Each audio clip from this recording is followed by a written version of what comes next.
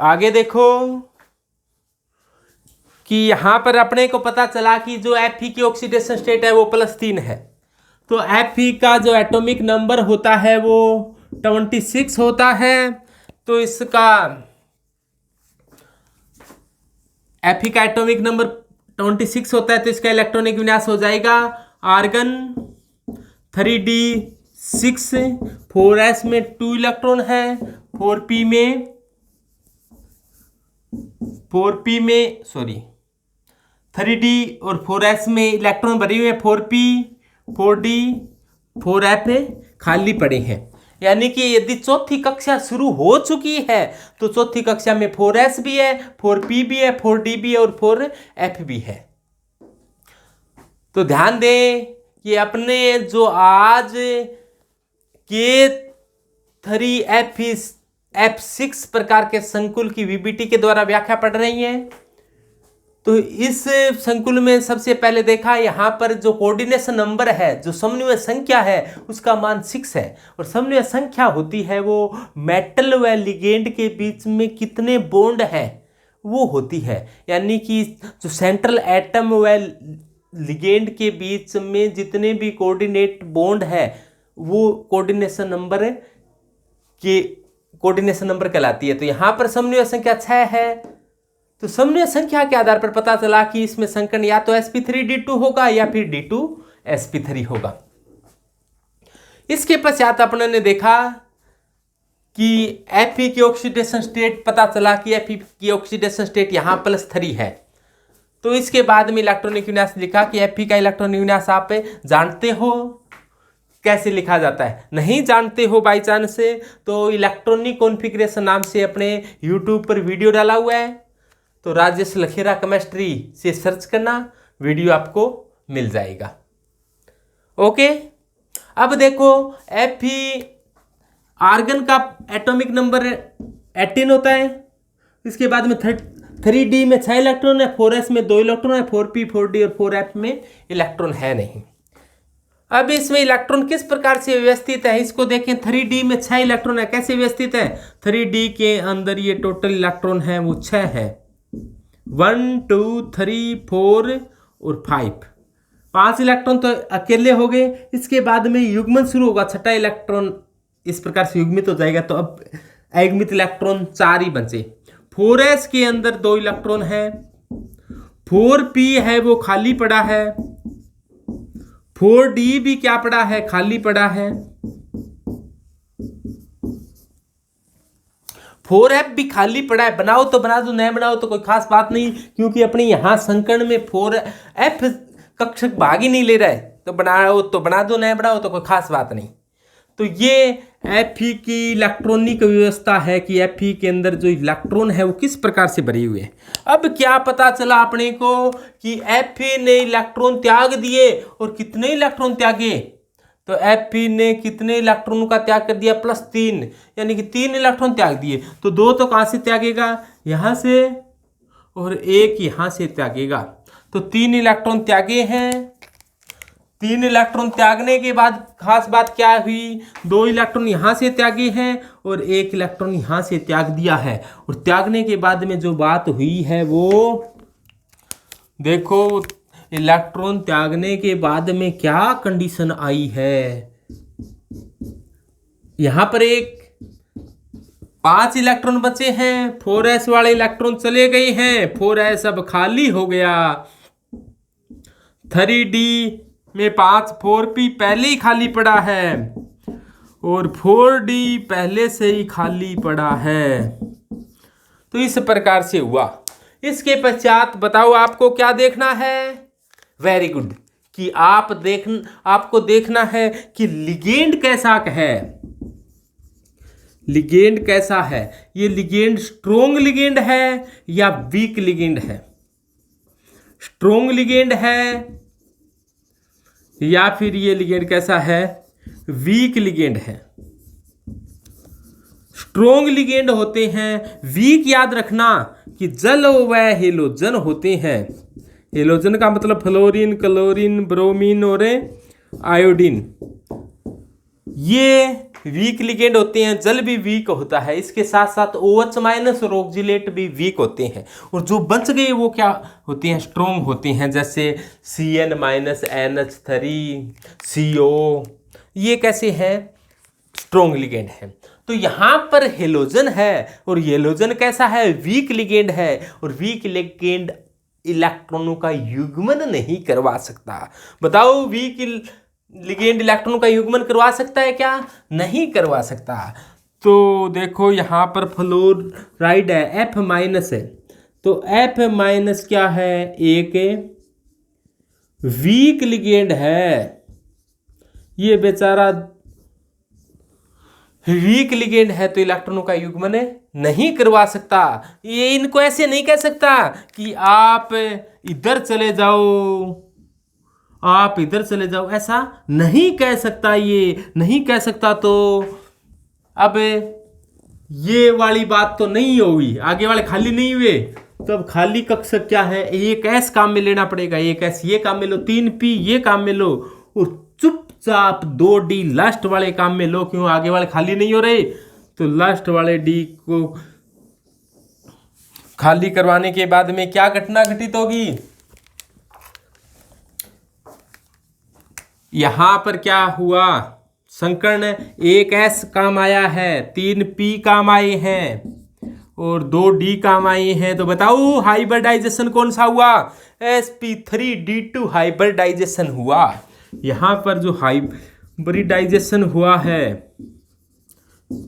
वो sp3d2 हुआ है, और यहां पर संकर्ण में भाग 4s 4p और 4d ने लिया है, 4s का 1, 4p के 3 और 4d के 2, तो sp3d2।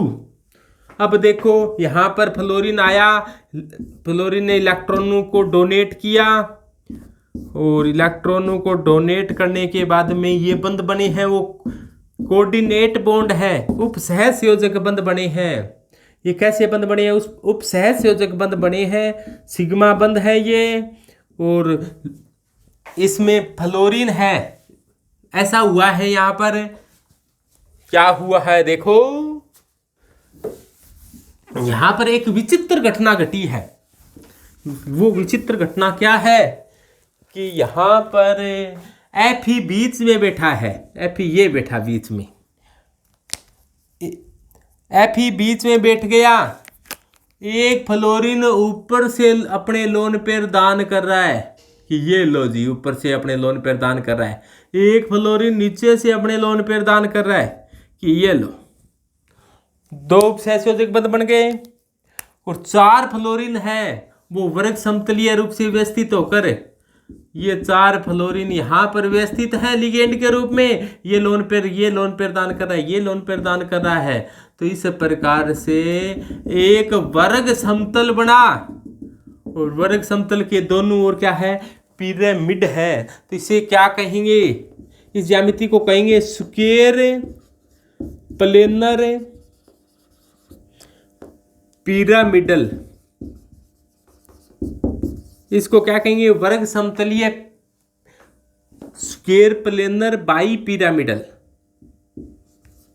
Bi pyramidal, square planar bipyramidal, वर्ग समतलीय द्विपिरामिडी,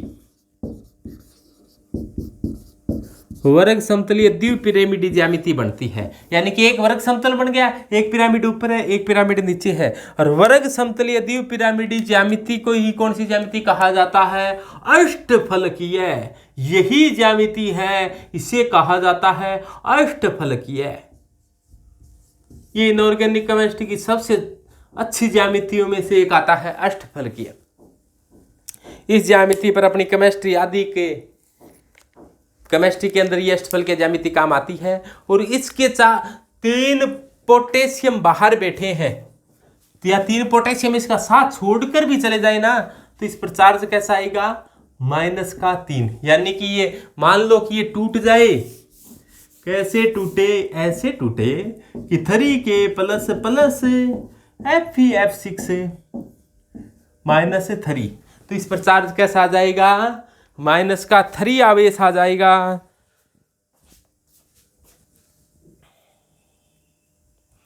तो किसी के कोई दिक्कतें? ऑक्टाहेड्रल ज्यामिति बना दी है आप लोगों ने।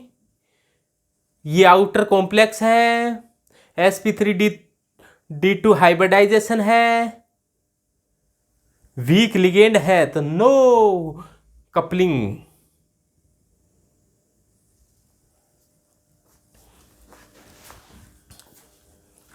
तो ये बात ऐसी हुई। अब बताओ आप कि ये अनुचुंबकीय होगा या प्रति चुंबकीय होगा या लोह चुंबकीय होगा, यानी कि ये पैरामैग्नेटिक होगा या डाईमैग्नेटिक होगा या फेरोमैग्नेटिक होगा या फेरीमैग्नेटिक होगा या एंटी फेरोमैग्नेटिक होगा। तो अपने सीधी सी बात बताई थी, यदि अयुग्मित इलेक्ट्रॉन पाए जाएं वो पैरामैग्नेटिक होता है, और यहां पर अयुग्मित इलेक्ट्रॉन है तो ये पैरामैग्नेटिक नेचर का होगा। तो ये कैसी नेचर का है? पैरामैग्नेटिक है। ये रहा पैरामैग्नेटिक नेचर का है ये, यानी कि ये कैसा है? ये अनुचुंबकीय है। ये कैसा है? ये अनुचुंबकीय है। अनु है ये, अनुचुंबकीय है। नाम अनु लड़की का सा नाम लग रहा है। तो ये रंगीन होगी या रंगहीन होगी? तो ये रंगीन है।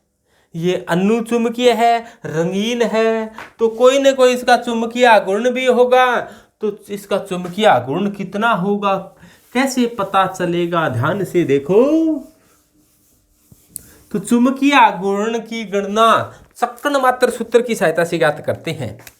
चुंबकीय गुण ज्ञात करने के लिए सूत्र होता है कि म्यू बराबर n+2 का अंडररूट, मात्रक होता है इसका Bohr magneton. n+2 Bohr magneton. n यहां पर अनपेयर इलेक्ट्रॉन है। n क्या है? n यहां पर अनपेयर इलेक्ट्रॉन है। अनपेयर इलेक्ट्रॉन कितने हैं? नंबर ऑफ अनपेयर इलेक्ट्रॉन, ओहो 5 अनपेयर इलेक्ट्रॉन।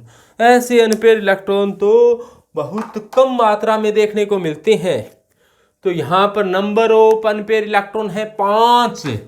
तो म्यू बराबर क्या हो जाएगा? n+2 का अंडररूट और n का मान 5।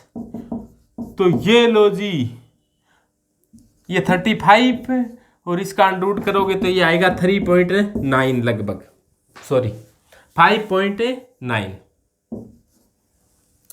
देखो 5 × 5 तो 25 होता है, और 6 × 6 होता है 36 से थोड़ा सा कम है, तो लगभग 59.1 के आसपास आएगा। 5.91 मात्रक है। मात्रक वही मात्रक Bm बोहर मैग्नेटोन। तो इसके चुंबकीय गुण का मात्रक हो जाएगा बोहर मैग्नेटोन। तो चुंबकीय गुण की गणना आपको करनी है चक्रण मात्र सूत्र की सहायता से। तो चक्रण मात्र सूत्र लगाओ और उत्तर पाओ। तो इस प्रकार से ये अनुचुंबकीय होगा, रंगीन होगा,